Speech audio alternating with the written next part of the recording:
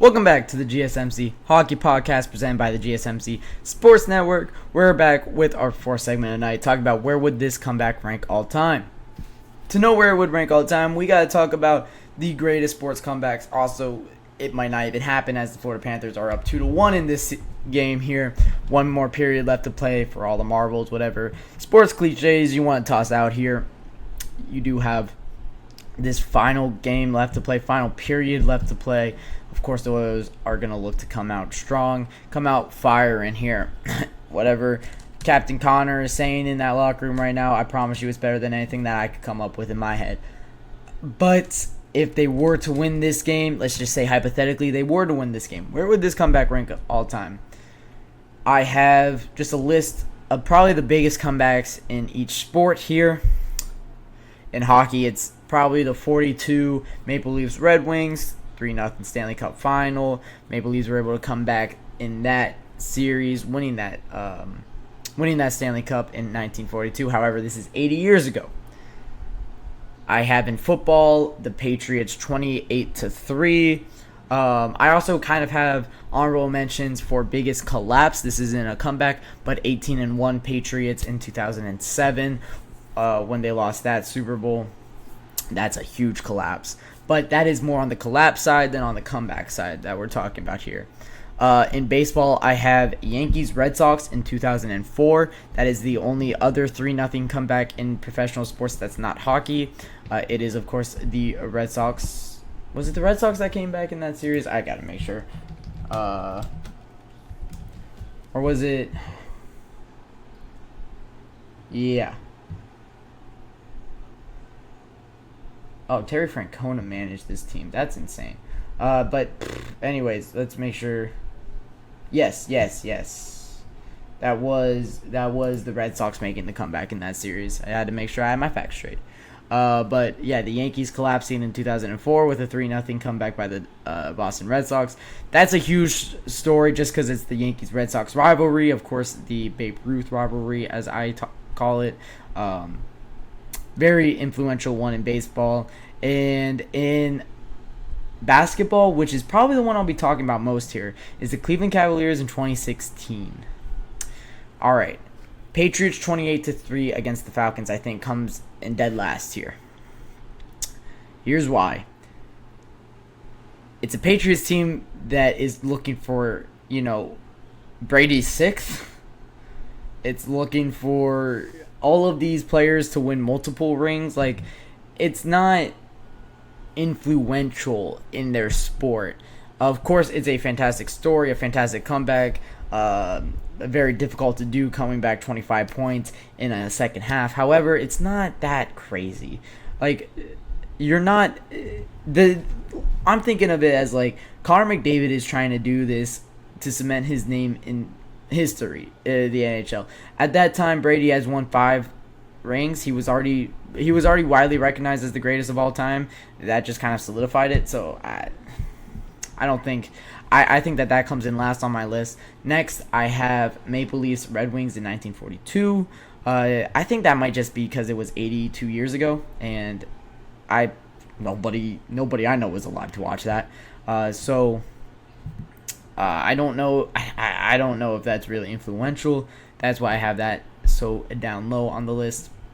My next one, I would say Yankees Red Sox in 2004. That comes in higher because it is it is the AL East rivalry between those two historic franchises, and you have the Boston Red Sox doing it on the Yankees. That makes it just a little bit sweeter for me. But my number one here of those 4 that I listed is the Cleveland Cavaliers in 2016, coming back from a 3-1 series deficit in the NBA Finals. It's LeBron finally winning a championship in Cleveland. That makes that moment so special, and I think that is why it rivals what's going on in the NHL so well. Okay, here's why what's going on in hockey is so important. Conor McDavid is a Canadian player on a Canadian team trying to bring the Stanley Cup back to Canada for the first time since 1993. 31 years it has been since a Canadian team has won the Stanley Cup. Not for lack of trying. In 2020, the Montreal Canadiens made it to a Cup final. In 2011, the Vancouver Canucks lost the Game 7, heartbreaking fashion. In 2006, the Edmonton Oilers lost to the Carolina Hurricanes. Was that a Game 7 as well? I think it might have been. Yes, it was a Game 7 because Jason Williams was on that Hurricanes team, Mr. Game 7. But it's been since 1993 that a Canadian team has won the Stanley Cup, and that's what makes this so influential and so important, and just in the grand scheme of things, why we're talking about this as one of the greatest comebacks of all time. So I kind of hinted at it. This, I think, is the greatest comeback of all time. We talked about the Cavs in 2016 coming back from 3-1. However, it is a Cavs team that made it to the NBA Finals the year before. Lost bad to the Golden State Warriors in 2015, but they were without Kyrie Irving and Kevin Love for much of that series. So the team was better than what they showed. And in 2016, they just finally put it together with Kyrie Irving going off in Game 6. I think he dropped 40 in Game 6. And then in Game 7, played out of his mind, hitting that 3. LeBron James with the block on the other end. So it wasn't inconceivable. This was inconceivable. 10 days ago, this was inconceivable. Chris Knobloch said in a press conference after that Game 3 loss, he said, I'm so excited for the next 10 days. And now we're 10 days later, and he has a chance at making that 3-0 comeback. Truly, this seemed inconceivable.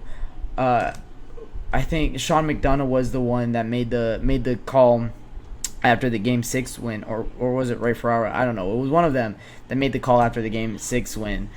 6 days ago, this seemed impossible. 3 days ago, it seemed improbable. Today, it doesn't only seem feasible, but likely. After that Game 6 win by the Edmonton Oilers, and I think that completely goes to show this. When that Saturday, when they were down 3-0 and going into that game, they won 8-1, and I said, okay, they got one, good for them.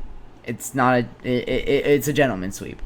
We were looking at it was kind of running simultaneously with that Mavs-Celtics series in the NBA Finals, where it was the Celtics won 3 straight to start that series. The Mavs got Game 4, 3-1 back in Boston. They won it in Boston for a Game 5, and I truly expected Game 5 in Florida.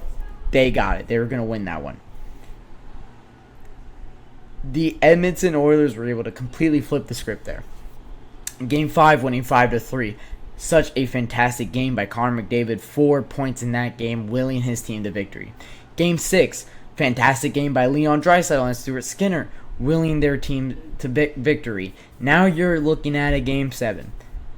Impossible, improbable, feasible, probable. Completely insane. And now they have to come back once again. They need to come back in the third period of the Stanley Cup Finals to be able to, complete the comeback. This Edmonton Oilers team doesn't give up. We talked about how throughout the regular season, facing 3 straight losses, they went 5-0, 16-0, and then 8-0, following 3 straight losses. Now they're going 3-0 in a postseason where all eyes are on them, and it's been production from Conor McDavid. Sidney Crosby was Canada's golden boy, and was able to win a cup in 2009, and it meant a lot to Canada when he did win the cup. For Conor McDavid to win the cup here, I think would be just one of the biggest stories in sports. I don't know, you want to say sports history? It's been 31 years since this country that is known for this sport has won the championship for their sport. Granted, there's 7 teams in Canada, 25 teams in the States. That doesn't, the math still doesn't add up, that it would be 31 years since they won one, including the 2 franchises that have the most Stanley Cups are in Canada. This if the Edmonton Oilers are able to come back in this third period, this would truly be something else in sports. So that'll wrap it up for our fourth segment of the night, talking about where would this comeback rank all time. I think this would be the greatest sports comeback of all time. When I come back, we'll be giving live reactions to Oilers-Panthers Game 7, as I have been in here for the second period, but I did get to watch a lot of that first period. So we will be talking about what I saw in that first period.